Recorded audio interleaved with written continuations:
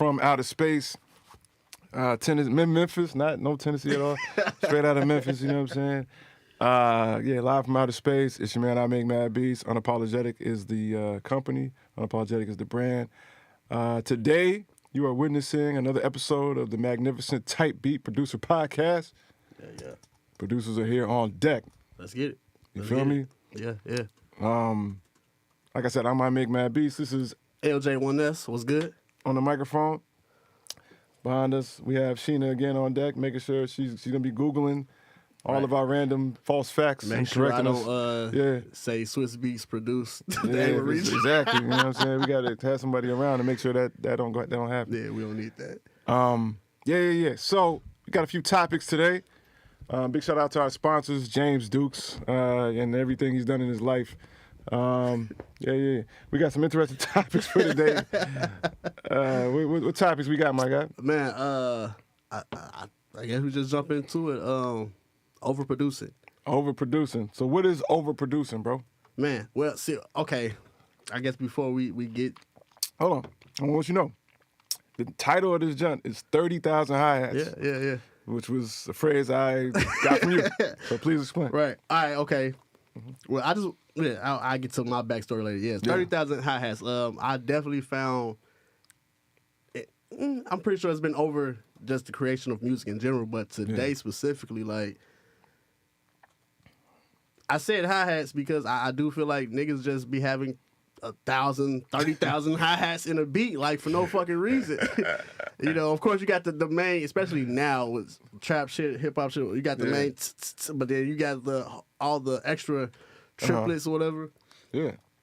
Triplets and all this shit, but, like, there's no space. You have the main hi-hat that's consistently then you got the... Maybe that's called the tick. Bro, Sarah C. Mays. Yeah. But then you have like, and now they just be loops of just hi-hats going crazy. I think hi-hats low key is more used than like 808s and shit now. Oh, facts. Yeah, I mean, if you want to count them, if you want to count how many of those show up in crazy. Absolutely, hi-hat is the most used element in hip hop sound right now. Without a doubt. Sure. It's low key irritating. Like. Yeah, 30,000 hi-hats, bro. So I'm saying, like, you think a whole bunch of all that stuff is overproducing? I feel like I definitely feel like it is. Is when it's going all at the same time. Okay. Especially if it's different if it's on some like instrumentation, you know, just a beat type shit. But like a song, artists, vocals, like I definitely hear in a lot of music like niggas don't leave space for the artists. Yeah. That's interesting. I've definitely heard the space conversation before about leaving space for the artist, but I don't think I've ever heard that with the hi-hat being like the thing we're talking about. Yeah. Like, I've definitely heard that with like, you know, just all kind of random lead keys and just snares everywhere. You know what I'm saying? I definitely heard that, but I never really heard that with the hi-hat though. Hi-hats, I think that's especially now. I hear that the hi-hats in everything. Every fucking song that's out currently, like, especially modern day hip-hop, trap, or whatever, like, it's 30 different type of hi-hats in one section of a beat. And it's like, bro, what are we listening to? Like, am I listening to, like, what are we going for? What are we going for? Real quick, the viewers, man, shout outs out in the chat, man. Y'all got any opinions, thoughts, ideas, concerns? You know what I'm saying? If you want to hate, go ahead, man. Throw that in the chat, man. We down for all of that, man. Facts. For sure. You know, it's interesting, man. Like, I mean, I think this kind of harkens back to the conversation we were having before I hit go live. I think the real question is like, when is too much? Right. And leaving the door for something to be too much open, dependent on the scenario. So like, you know what I mean? So like there are things that like instrumental producers can do and will do that I don't think if you're trying to produce for an artist, you should do. Exactly. I agree. Like 30,000 high. You know what I'm saying? Absolutely. I think, I don't know. I think overproducing is just, if I were to simplify what I thought overproducing was, it would be when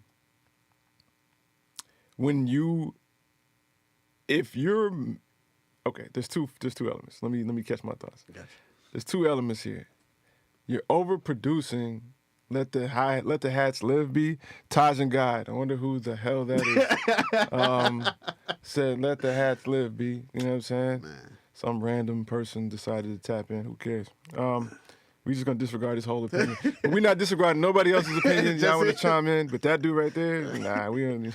What a crazy name that is. You know what I'm saying?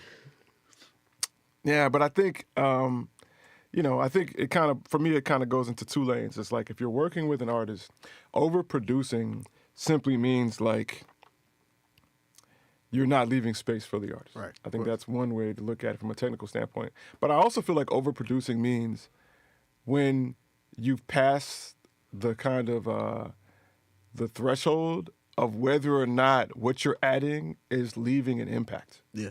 Right? So I mean, like one thing I do all the time is when I make a song, like after I like where everything is and everything just sounds good technically, I just start muting things. Yeah. I start muting things, and if I mute something and it feels like nothing changes, you know what I'm saying? Then it shouldn't be there. I You know what I'm saying?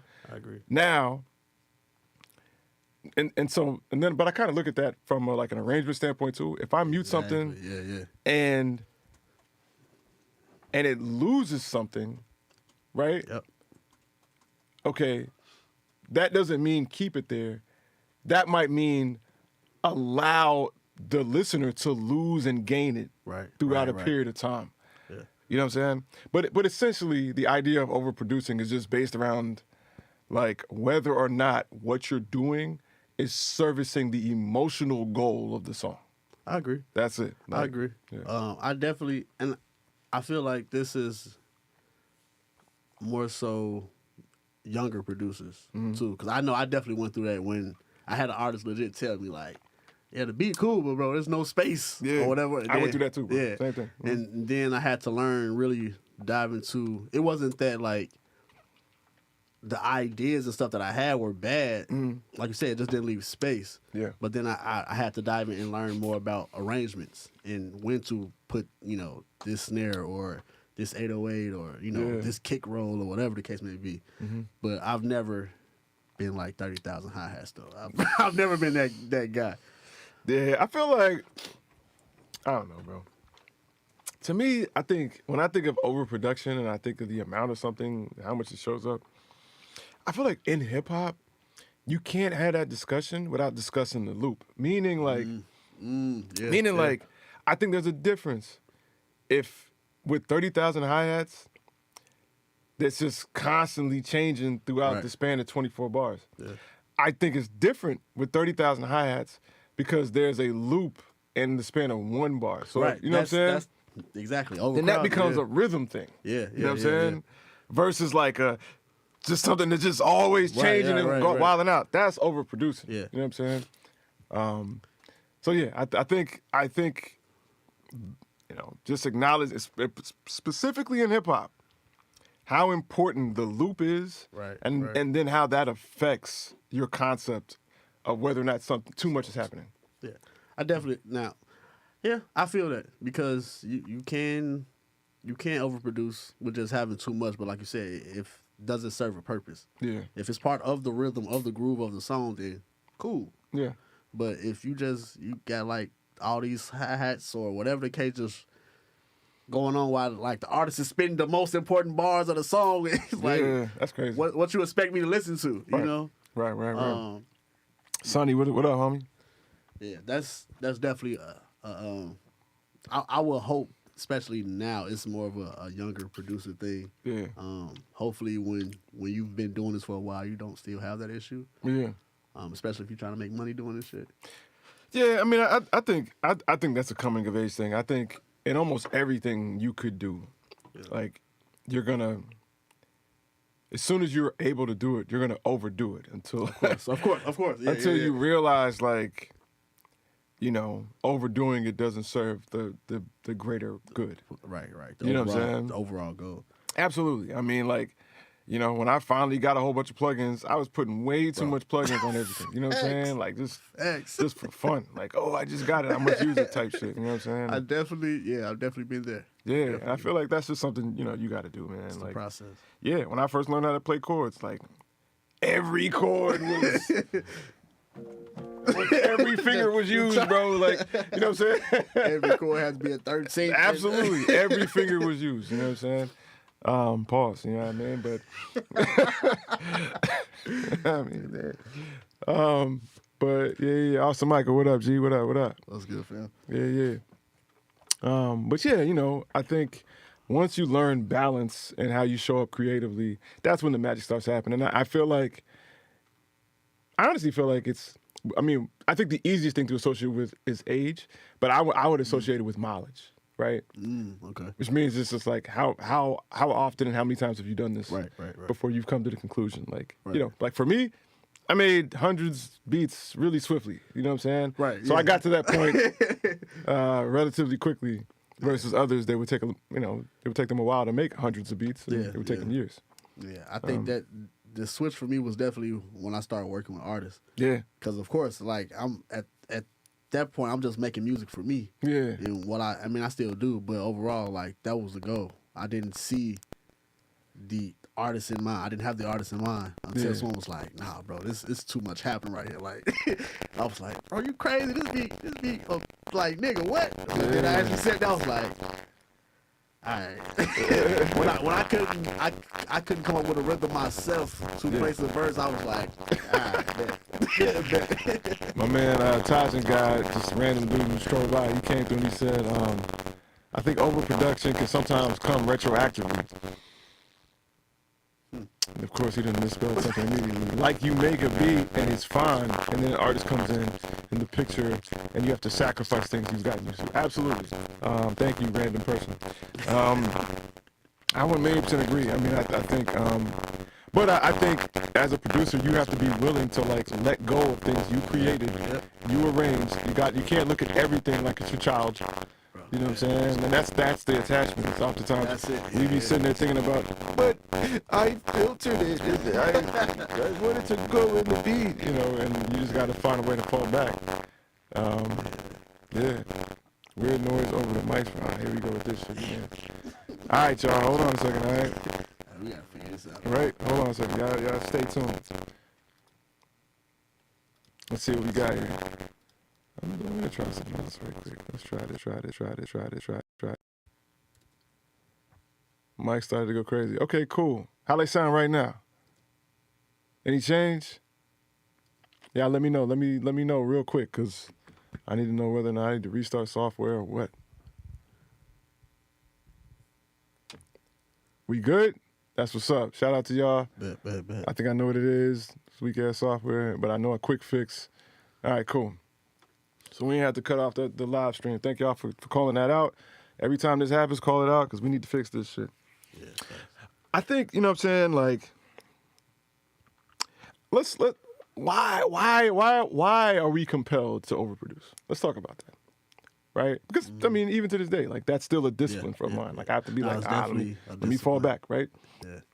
Why? I think okay, no, you go ahead. I think part of it, I say overall, no matter if you're a young producer or older producer, how long you've been doing this, when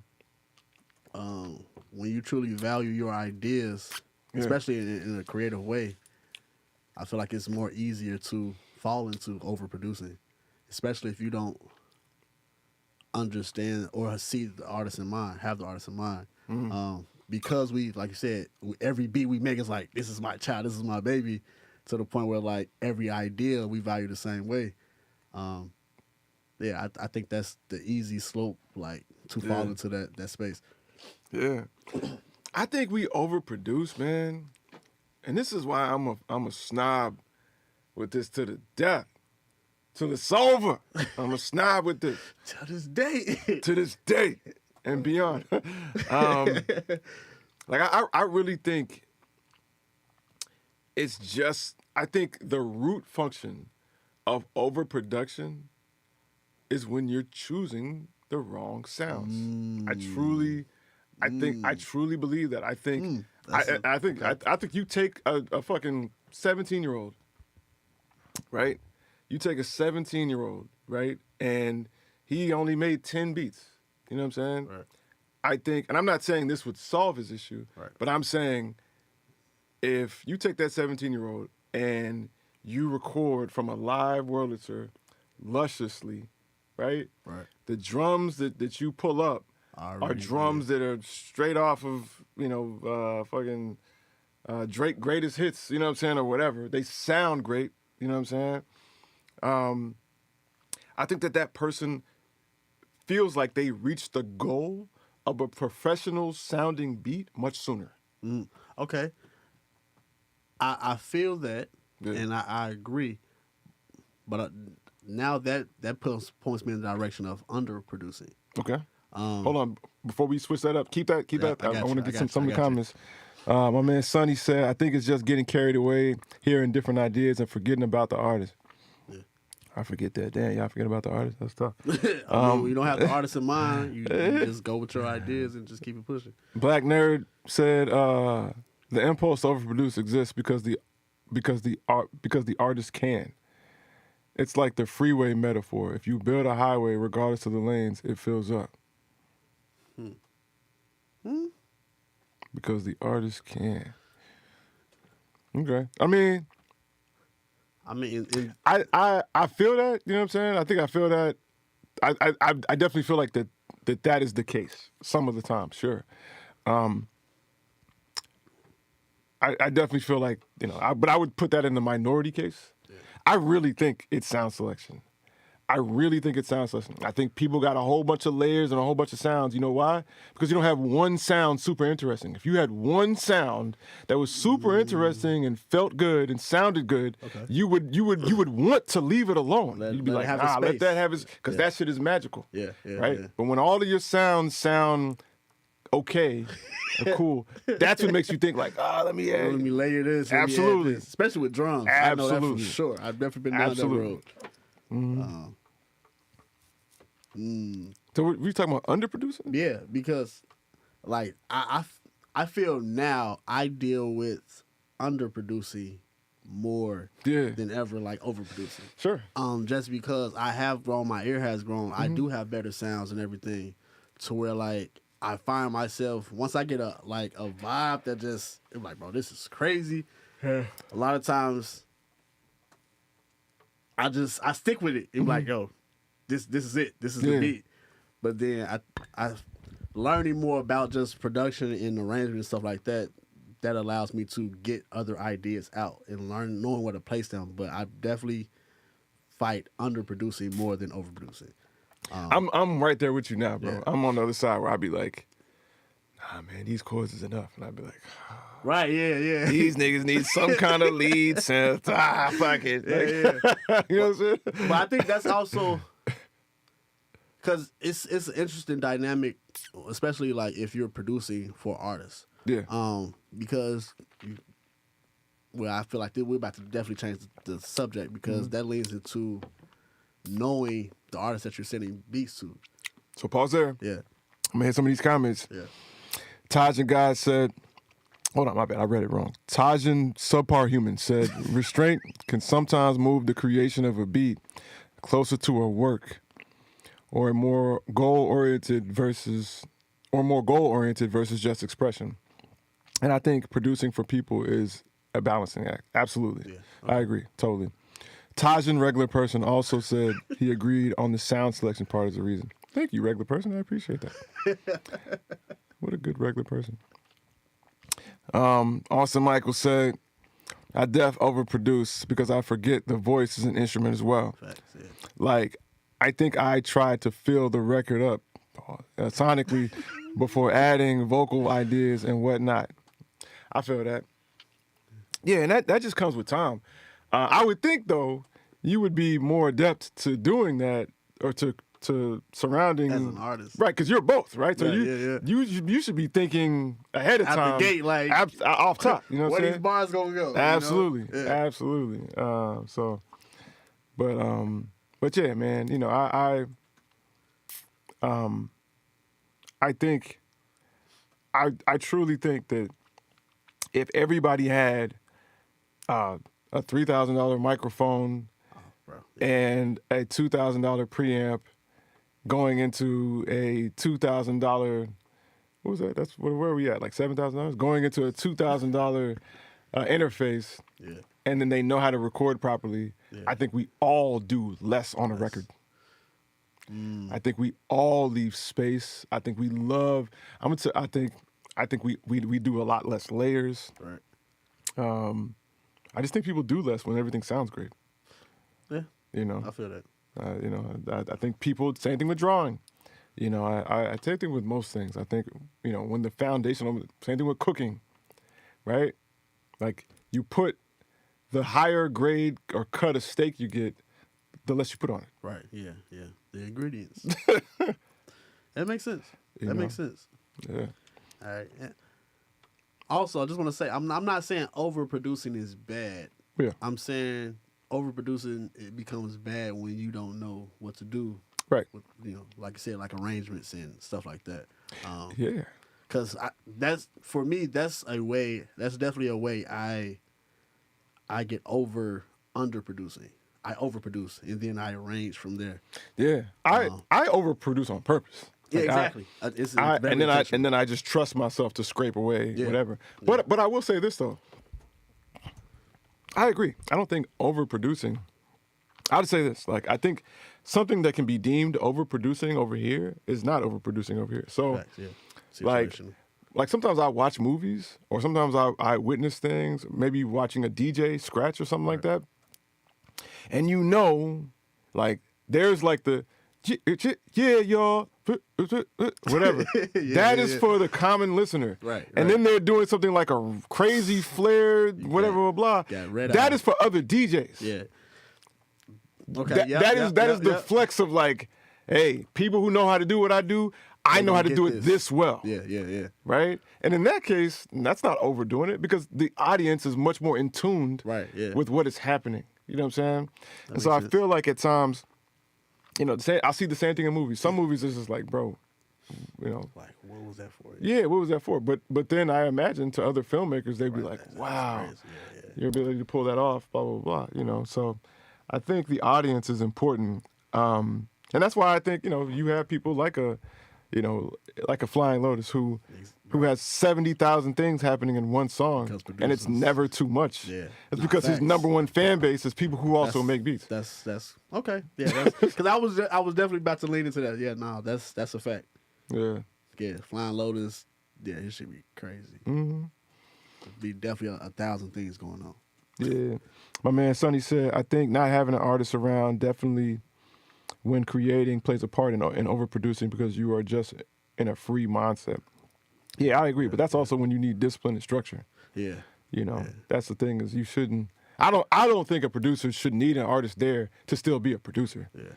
Like No. you can't just be a producer just because because you had an artist sitting next to you. Like, No, I agree. Because, I mean, especially now, even if I'm creating, or if I start out creating with no artist in mind, yeah. eventually I hear some rhythm, I hear some flow, and I'm like, oh, this would be dope for such. That's just how my Yeah. mind works. And then from that perspective, I start removing or arranging. Yeah. Yeah, so See, my man Black Nerd said, "How many layers is too many layers?" I mean, I think that's an incredibly wide spectrum of answers. Just depends on what you're going for. yeah. Austin Michael said, "That's a fire approach, though." You know what I'm saying? So look, thanks, bro. You know what I'm saying? I agree. Yeah. Oh yeah. Sonny said, "I approach it like y'all said, tend to overproduce and then start stripping away."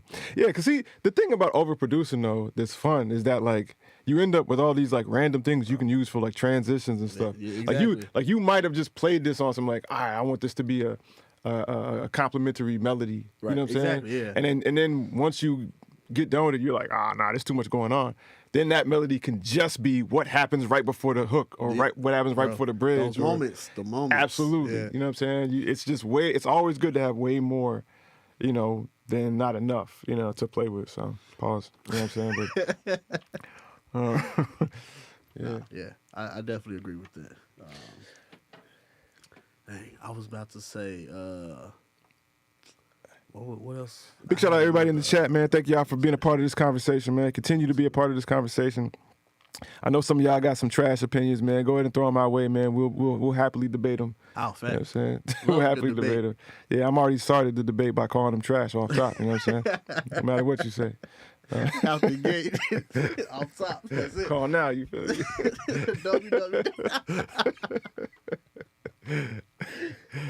Let's go. Nah, I really appreciate some of the input here, man. So that's overproducing. Yeah, overproducing. Overproducing. Good. Like I think the final thought on that is that it really comes down to the audience. Who are you producing for?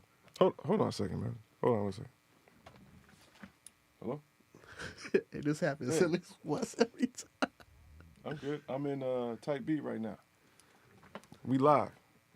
We live, Everybody everywhere is seeing me have this conversation with you. What up, world? Exactly. Peace? All right, then. I'm going to holler at you. Yeah. All right, peace. See, us as producers, we still fathers and husbands, you know what I'm saying? So we got to make sure the family's good. You know what I mean? That's a part of the podcast as well. You know what I'm saying? Y'all know what it is. Yeah. Indeed. What we got up next, though, my G? All right. Hopefully I don't get flagged for referencing Prince. But I seen a interview where Prince was talking about sampling and how he hated sampling, and then said he was going to get to a point where the sampler is sampling the sample type thing. Mm-hmm. I guess so. But my overall question is does that really matter? Does that matter? Does that where you get the sample from? Mm-hmm. Does that matter? Over does that have more priority over the idea that you have for the sample? Okay, so me answering that question. By the way, everybody in the chat, everybody listening, feel free to answer this question. Chime in with your opinions. Okay. And rephrase it for me one more time. All right, so does where you get your samples from, Yeah. is that more of a priority than the idea you have for the sample?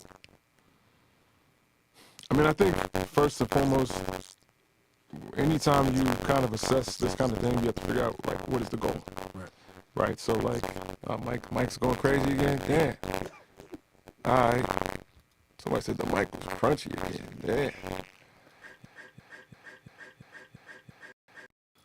How we sound now? With the crunchy Before we mics. continue, let me know how we sound. Mess with your boy. Mic test 1 2 1 2 1 2. We still crunchy, like crunchy Man, black. Can't be out with the crunchy mic. Look glad. Nah, glad. Okay. They saying we better. Okay, Right. cool. Crunchy mics. Shout out to my man Crunchy Black with the interview with DJ Glad. Oh man, look at that. You get notifications from my app while we on this joint. That's what's up. Oh, that's fine. Oh yeah, you know what, man? Shameless. Look, man. Yeah, Let's yeah, talk yeah. about it. Let's Let's talk go, about let's it. go. Let's talk about it right quick. Shameless. So look, man. What?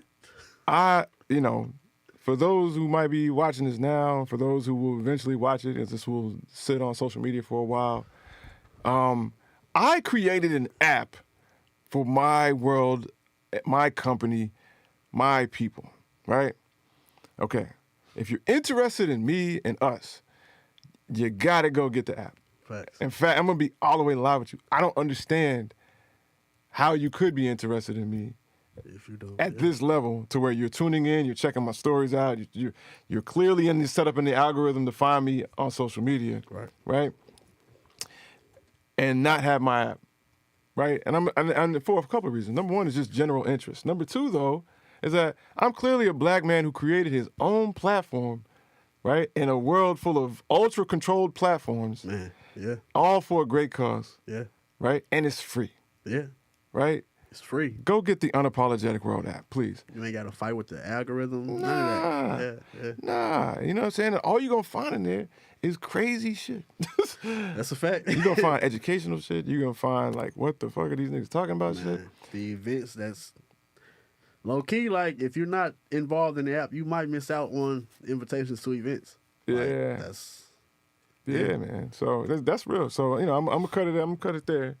But, like, go and get the Unapologetic World app. It's available for iOS and Android devices. It's ultra free. Go download that. Log in.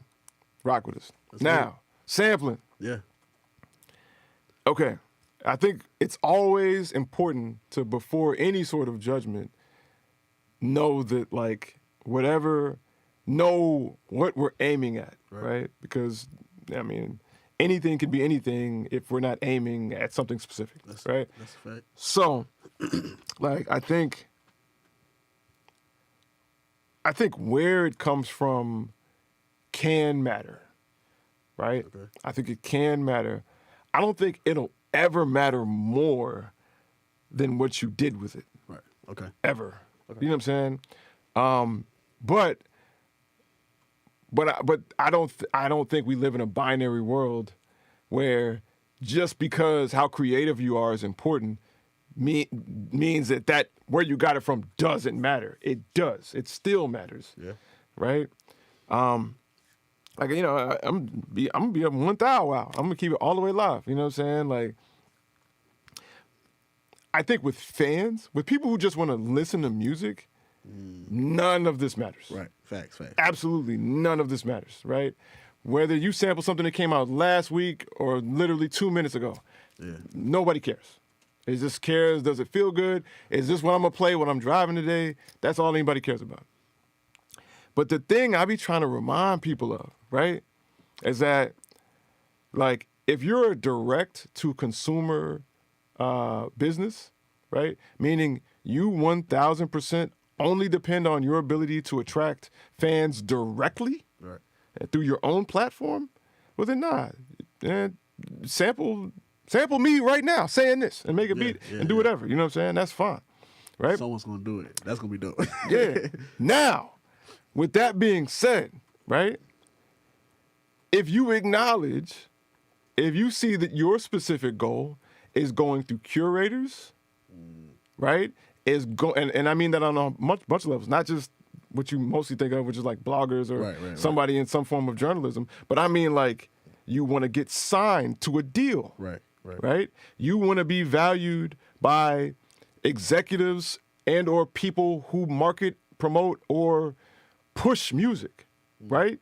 Okay, those are the people who where you got it from does matter. Okay. Yeah. Right? It absolutely matters, right? And you can be ultra creative, right? But if they can't see you not depend on where it came from, I got you. you're gonna lose out and to the guy who don't need that, who doesn't have that crutch. Facts. Yeah, I'm just being honest. Like, man, we can make a whole bunch of beats together. You know what I'm saying? And like, and people like them equally. Right? But then we go to get a publishing deal. Or then we go to a label. We want to be supported. Or we go to an artist. Yeah. Right? Whoever, right? All of your stuff is sampled. Mine isn't. Long term. Who has a better chance now? Right. Yeah. Long term. Yeah. Not only who has a better chance of being selected in this moment, who has a better chance at sustaining a career because I was selected in this moment? Right. The guy with no samples. That's a fact. You know, I agree. like with that's that. I agree with that. Yeah, I mean that's the only way. And so I feel like, again, it just depends on your goal. Right. If you're just making beats and you want to play them for somebody, or you want to do a showcase or put a song out right quick, who cares? It don't matter at all. I think another thing to add to that too, yes, the audience matter, but just thinking about it, when we were talking about the previous conversation, sound selection, in that regard, I will say where you get the sample from does matter because that ultimately will make your job of sampling easier. Right. If you have the quality of the sample that you're using. Yeah. I mean I couldn't agree more, man. I think trying to make it something binary or trying to make it something simple, it's just, you're going to end up with wrong answers. I just think that there are many versions of success, and I'm being honest. Like, I don't, like, I came to that conclusion years ago when I decided to, like, really prioritize learning music theory. Right. That's when I said to myself, like, yo, I'm not I'm not competing with the sample Olympics anymore. Meaning, like, I'm not trying to make beat battle beats anymore. Right. Right? Like, I'm not trying to be like, oh, watch what he did with this, and he took this extremely well-known sample and did. You're not like, producing for producers. no, Shit, exactly. yeah. I'm producing for placements. Right. Yeah. It's a big difference. And it's a huge difference, you know. And that. But again, like, I love when producers do that. That's just not my goal anymore. Right. You know what I'm saying? Like, I am trying to build not just a career, a business off of music. It needs to have its highest earning potential, right? Yeah. I'm trying to take care of my family with my music. Right. I'm not trying. I am taking care of my family with my music, right? I can't make a whole bunch of music and then be uncertain with how much money it can generate simply because of the way I chose to create it. No, I'm going to give my creations the greatest chance to make $100,000, to make $200,000. Because here's the thing: every time you sample, when you take this stuff, man, you have to negotiate. There's not even like a certain thing. Like, you're not walking into it like, okay, 50% of my publishing or whatever, blah, blah, blah. Nah, you can sample that and then like they be like, nah, we want all the publishing. Some of the stories I've heard, I was like, yo, interviews I've seen, that's crazy. Okay, I guess if in a transition, how do you feel about that? If someone like were to sample you, how do you I'm taking judge? all the publishing. You sample me, I'm taking everything. Not That's what I'm saying. Like, just how do you judge? Or is there a judgment? Or are you like Prince, like, nah, niggas can't sample me? Or, you know. I'm from rap, you know what I'm saying? So I'm always gonna be down for somebody sampling me. I'm always gonna be down to hear how, you know, with somebody, the idea. I'm still a creative to the death. Yeah, you know, so I'm still gonna be, you know, extremely curious about that. I mean, to me, it would be a simple thing. Like, I don't think I had no problem with it. I just think that if you did that and you did it in a way to where you made a sizable amount of money, just know I'm gonna come get my money. Right. Yeah, I'm a reasonable person. Like, I'm not gonna be like, bro, 100%. I'm not gonna Ricky Martin Cisco you. You know what I'm saying? Bro, like, that was I'm not. crazy. You know what I'm saying? Nah. I'm not gonna do that. I'm reasonable. That's crazy. Yeah, but like, you know, the people who they deserve their part. Man, but folks be hitting 80%. Like, yeah, they be coming for you. They coming for you. Nah. How would I go? I don't know. I think it more so depends on how much for me. If you sample me and that's all you did, and that's just the main thing. Like, if my sample is pretty much the entire beat, then yeah, bro, we're gonna have to have a real talk. Hey, we're gonna have to have a real talk. But for me though, man, like, I'm, you know, I feel like the raw sampling versus original music, giant, like that conversation with that polarity, I feel like that conversation is on its way out, right? I feel like the new conversation is like royalty-free sampling versus raw originality, right? Because now, you know, you can just go to Splice and get whatever. Facts. You don't owe nobody nothing. You paid your little $7.99. That's it.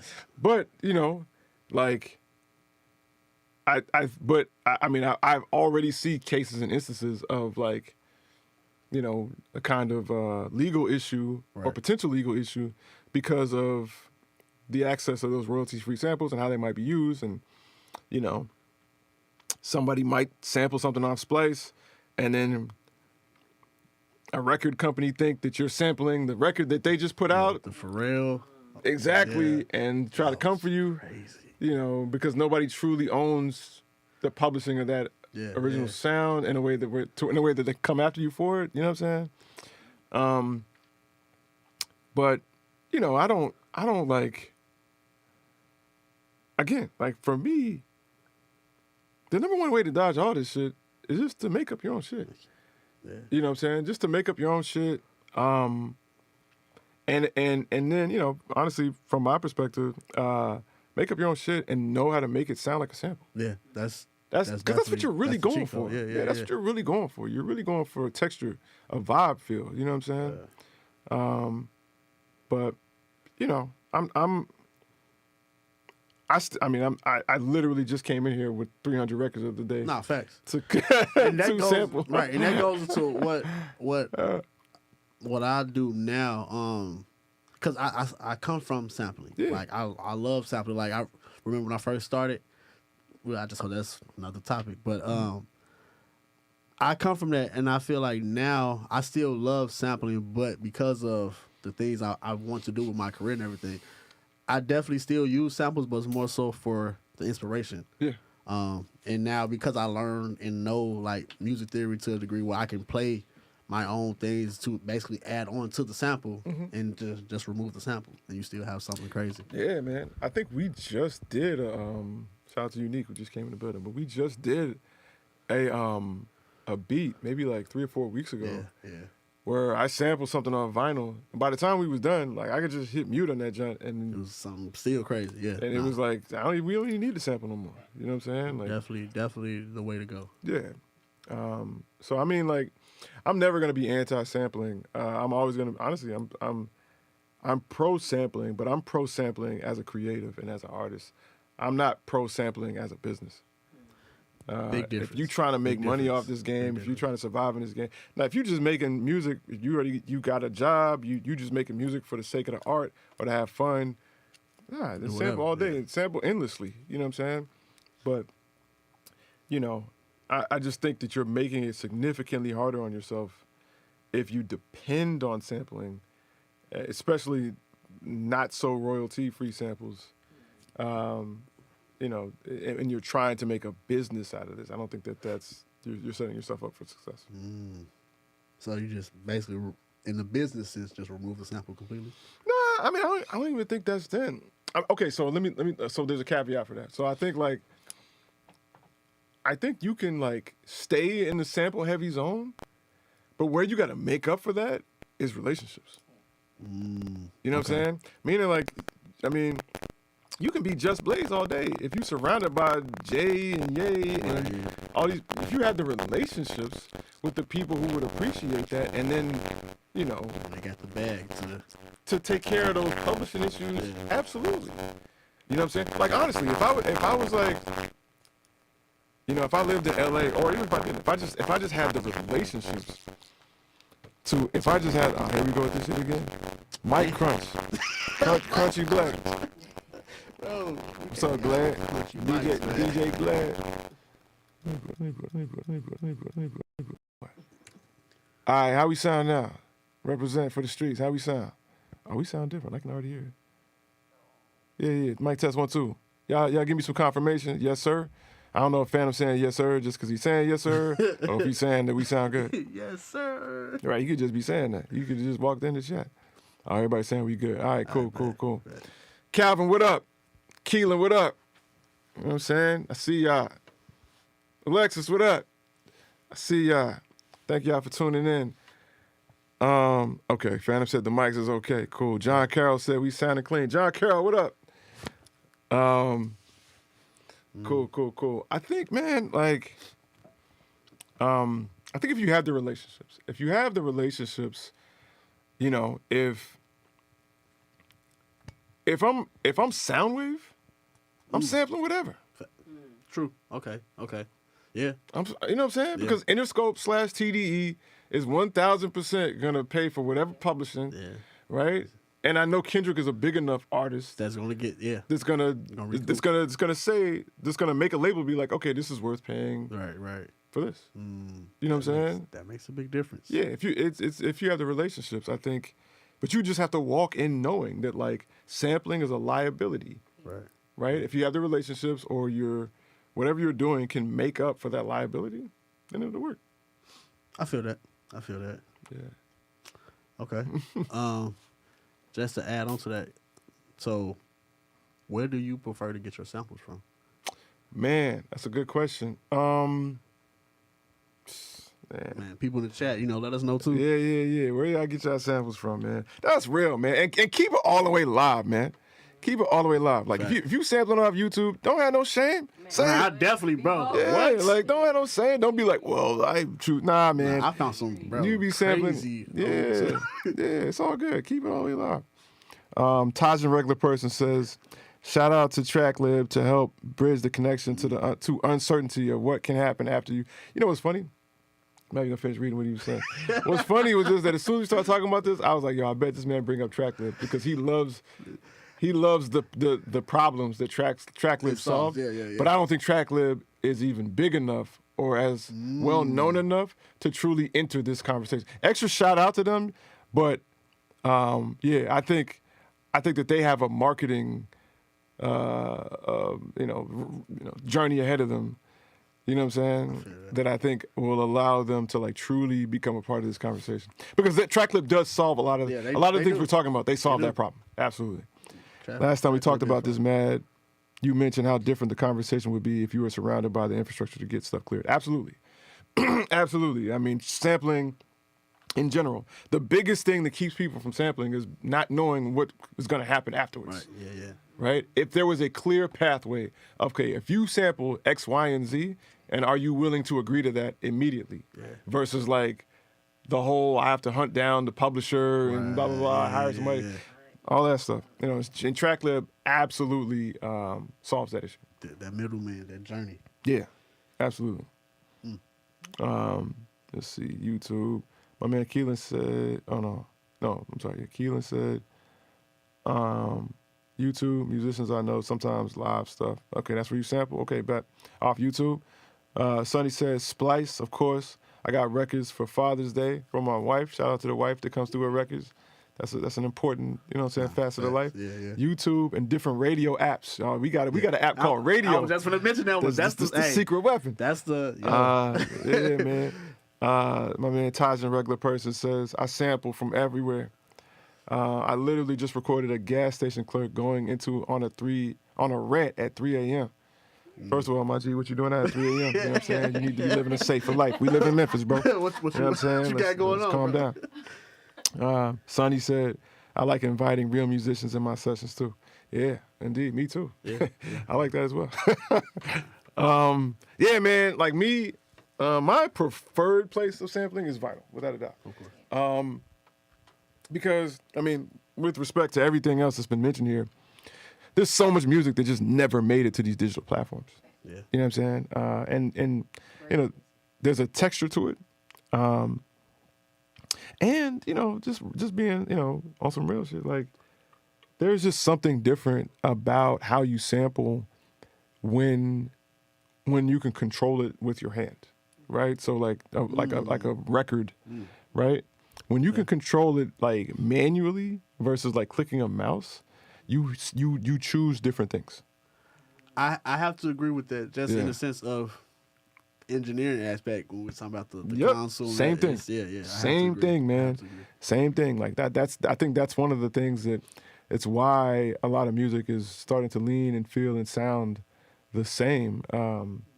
Is because there's just less hands on everything. I think the more hands and fingers you have on things, pause, you know what I'm saying? Like, it's just the more original it'll come out sounding, you know what I'm saying? I agree with that. So I prefer vinyl, but I sample from everywhere, you know what I'm saying? I've definitely been to a carnival and heard something out the intercom and just recorded it and came home and sampled it. I don't like, I'm not really a YouTube sampler though. You know what I'm saying? I'm not really, it's not really my thing. And it's primarily because, number one, like everybody's on YouTube looking for samples. I feel like there's more people there than on Splice and every other thing ever. You know what I'm saying? In terms of looking for samples, that's where everybody is looking for samples, right? And then the things that make it there are like, they're just not as. Okay, let me back up a bit. You gotta be careful how you word this. Yeah, the engineer part of me is like, even if I found something on YouTube, I wouldn't sample it from YouTube. I got you. Okay. You know what I'm saying? I got you. I wouldn't sample it from YouTube. I wouldn't. If I found something on YouTube, I'd be like, man, that's dope, bro. Find this record. I would 1,000%. The first thing I would do is go to eBay, find the record. I got you. You know what I'm saying? And then if I couldn't find a record there, then I would pull up like, Spotify or whatever, and then I would make sure that my joint is on like the highest quality. You know what I'm saying? Because people putting stuff on YouTube, I don't trust them. I don't trust them, and it just don't be sounding as good. Like it just doesn't. Even if you listen to it on YouTube and then you go and listen to the same thing on Spotify, it doesn't sound as good. It is different now. Yeah, it doesn't sound as good. It's different. Yeah. I mean, but that's on some creativity. Yeah, I'm sampling from wherever. Yeah. I've definitely been in spaces where I'm just recording the room. I think low key, you the one put me onto that. Like, you had a show at the museum. And you was talking about, bro, this room sounds great. Yeah. And it was like, I'm gonna sample the room, bro. Like legit for months, I was like, what does he mean sample the room? And how do you put this in a beat? Like, what are you? I get it now, but at that time, I swear I was sitting there like, what the fuck does that That's mean? the missing element, man. That's the missing element. Like, I don't think we realize, like, when we sampling records, right? Especially, and let's keep it all the way alive, like. When hip-hop first started, and even for 20 years after it first started, the primary source of our samples was like 70s music. Yeah. Right? 70s soul, funk, jazz. You know, that was like hip-hop for like mad years. Yeah, you know what I'm saying? And what we don't realize is like, yes, we were a fan of the instrumentation of the 70s. Yes, we were a fan of the musicians. But like, there's a big difference in the 60s and in the 80s because of the texture of the recording. Yeah. Right? In the 70s, we were recording rooms. Yeah. Right? We were recording live performances. Right, exactly. Yeah. That was I'm just saying, like, it was all about, like, you weren't just hearing the snare, you were hearing the room the snare was in. Exactly. Yeah. You know what I'm saying? Makes a difference. And that's primarily in drums, but definitely in everything else too. You know what I'm saying? Like, that's the thing that just gives it the texture that to me makes it sound and feel like a sample. Otherwise, I mean, like, that's the thing is if you just want an instrument, then just record it directly or just, have it digitally, in one space. But like, if you want it to sound like somebody's playing a flute right there, well, when you listen to a flute, you're not just listening to the flute. You're listening to the room the person's in. That's a big part that I feel like, especially like when you're first producing, you don't think about it. Of course, you just think about the creation, but like that's the game changer. Yeah. Because like you said, you are sampling the room as well. I feel like as creatives, as producers, beat makers, whatever, we don't think about that. Yeah, I did that. I started. I'll never forget. I started at Quad. And they had these wall microphones that would attach to the wall to record specifically the room sound, not a direct sound, but the room sound. And I remember the first session I saw that on, we were recording a choir, right? And so they had mics there, direct, of course, but they had to make sure it's a choir. Yeah. When you hear a choir, you're not just hearing 10 voices or 20 voices. You're hearing, you're hearing the way that bounces off the walls, all that. And also that's the easy way to help create the space. Yeah. To add that dimension, that depth in your music. And that's the thing is when you do it that way, when you think about these kinds of dynamics, you'd be surprised how you end up doing less. You end up doing less. Absolutely, your sound selection. But like if you just get the vocals direct and no room, then you just be like, all right, if it's okay, there are 10 voices here, but it does not feel like a choir. Right. Now you have to figure out a way to basically emulate that Absolutely. room. Yeah. Absolutely. And then you begin to overcompensate. Absolutely. Shout out to Al Green on Mercy Me. You can literally hear the texture and feel of that whole room. Like as soon as it comes in, it sounds like a bar. Like you actually get the feel of the whole song. Yeah, I feel like I don't think you. I just feel like if you understand that concept, you look at sound differently, and even to the point where it's like when I chop up a drum break. When I chop up a drum break, I'll get the kick, snare, and the hi-hat. Right.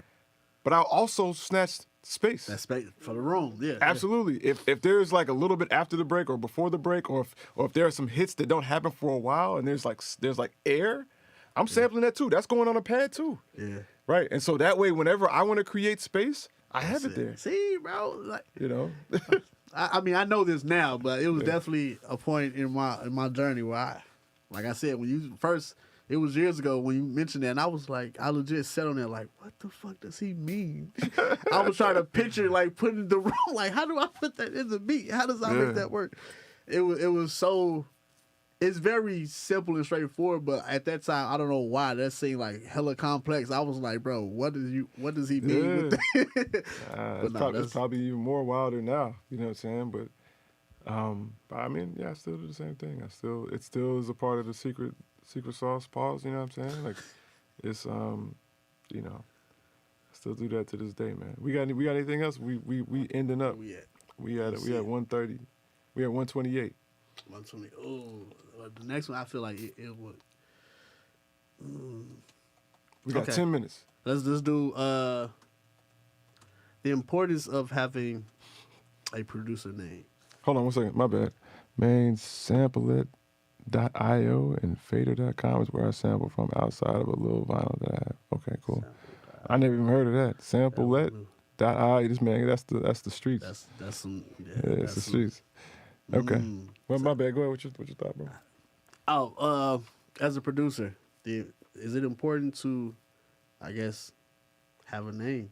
Like, do you make up your own name as far as like your identity, or do you use your own personal name? Like, you mean to have like a? Okay, so. Yeah. All right, y'all in the chat. You know what I'm saying? That's why vinyl's king for this, for sure. The Eric is created by the vinyl itself as well. Yeah, sure. Yes. That is facts, Taj and regular person. Yeah, I mean, I think, okay, so I don't have an opinion over your original name versus a made-up name. What I do have an opinion on, though, is that it's whether or not in 2023 and beyond, you have a choice in building a brand. You don't. And so that's what it is. I think sometimes your regular name and your made-up name, the juxtaposition between those two is like, this is your name and the other one's your brand. Right. Right? But if you're willing to make your real government name your brand, then fine. Right? But what you cannot do is not make your name a brand in a sea full of 16 trillion producers being born every second. Right. No. The reason people are going to choose you is not because of a drum loop or a cool melody. It'll be at this point in the game, your brand 1000% is in play here. Yeah. Are you building your brand? And if so, like, you know, or are you willing to build your brand around James Dukes? Right. Or are you going to build your brand around I Make Mad Beats? Right. And in my case, right, well, first of all, I enjoy the name I Make Mad Beats much more with respect to my family and the people who named me. Right. You know, but that's also there is a clear meaning or idea around it, AKA it has become a much more solid platform to build a brand around. Like James Dukes is like, okay, who is James Dukes? Right. I Make Mad Beats. You might ask the same question, but you immediately know this guy's a music producer. He does it a lot, right? And he made a sentence into a name. Yeah. And so there are some immediate, pockets of information that can go a long way in the field of creating a brand. I rock with that. With that. Damn. Okay. Crunchy again? Man, what? Got us out here sounding like some.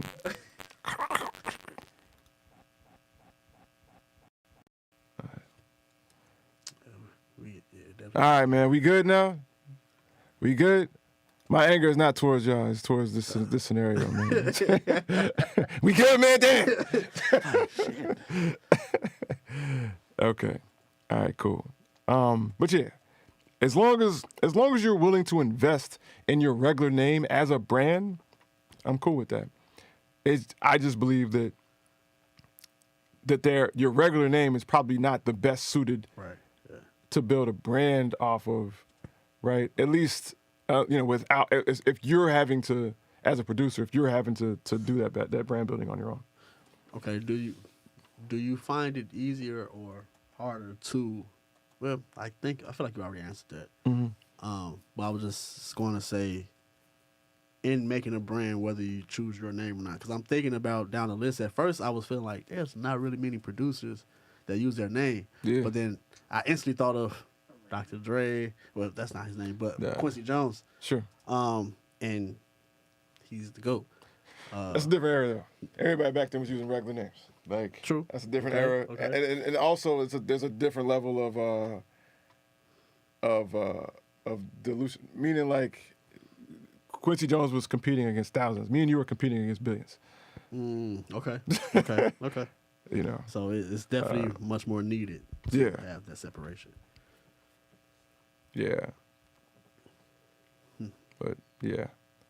Yeah, I think it's a situational thing. I don't think, but again, like, when you met me, right? If my name was James Dukes, if that was my producer tag, would that have landed on you the same way I Make Mad Beats? No, would? I agree. I agree. No. Because You know what I'm I saying? definitely feel once you hear the name I Make Mad Beats, now I want to know, how did you come up with that? What's the journey? Absolutely. So yeah, that makes sense. Versus James Dukes, like Yeah. that makes complete Also, sense. I feel like sometimes, and I use you for an example, like both of your names have their own specific brands.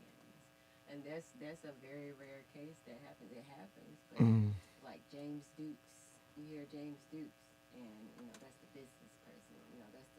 That's the speaker. That's the that's the guy that's gonna get shit done. I Make Mad Beats is also that person, but it's a whole different beats. Yeah. And you brand both of those very well. So that's a very rare but common thing that can happen. But first of all, thank you for saying that. But even in that, the brand of James Dukes is built off of I Make Mad Beats' success.